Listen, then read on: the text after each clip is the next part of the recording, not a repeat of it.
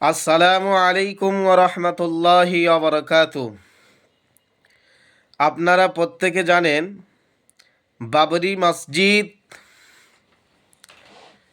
ভিত উপস্থাপন 6 তারিখে হওয়ার কথা। হুমায়ুন কবির সাহেব উনি মিডিয়ার সামনে এসে বলেছিলেন বাবরি মসজিদ 6 তারিখে মুর্শিদাবাদে ভিত উপস্থাপন হবে। আমরা প্রত্যেকে জানি তার জন্য বাবরি মসজিদ উপস্থাপন হবে এই কথা শোনার পরে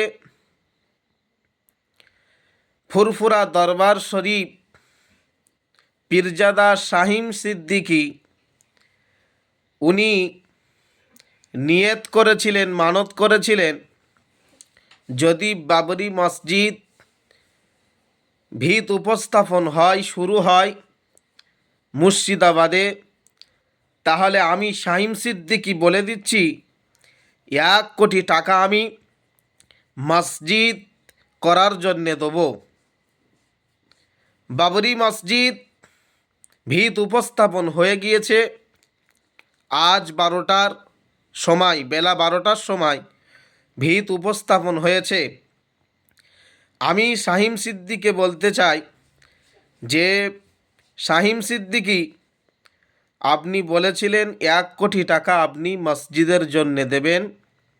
আপনি নিয়ত করেছিলেন, মানত করেছিলেন, আপনার কথাটা আপনি রাখবেন। জনগণ জেনে গিয়েছেন যে আপনি 1 কোটি টাকা দেবেন। আপনাকে প্রত্যেকে সম্মান করে, পীরজাদা হিসেবে প্রত্যেকে জানে, আপনাদের সুনাম আছে, মানুষ আপনাদেরকে শ্রদ্ধা করে, আপনাদের অনেক ভক্ত আছে।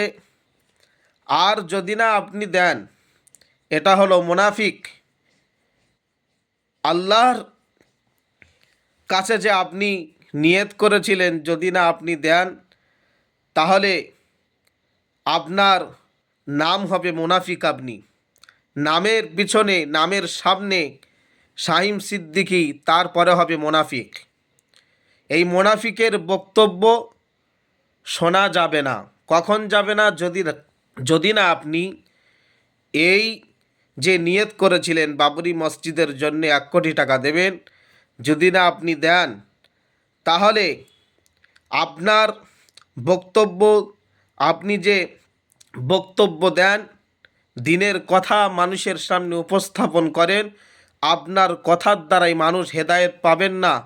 ওই জন্যে আমি বলে দিচ্ছি, আপনারা এই শাহিম সিদ্দিকী যদি না 1 কোটি টাকা দেয়, যারা ভক্ত আছেন তারাও শুনে নেন, যদি না 1 কোটি টাকা দেয়, আপনারা এই শাহিম সিদ্দিকীকে আর বক্তব্যর ময়দানে দাওয়াত করে আনবেন না। কেননা এই সমস্ত লোকেদের আনলে আপনাদের কোনো হেদায়েত আসবে না, সমাজ হেদায়েত পাবে না। ওই জন্যে শাহিম সিদ্দিকী, আপনি যদি না 1 কোটি টাকা দেন, আপনার বক্তব্য শোনা একদম খারাপ, জঘন্য। আপনার বক্তব্য শোনা যাবে না, কেননা আপনি তো মুনাফিক।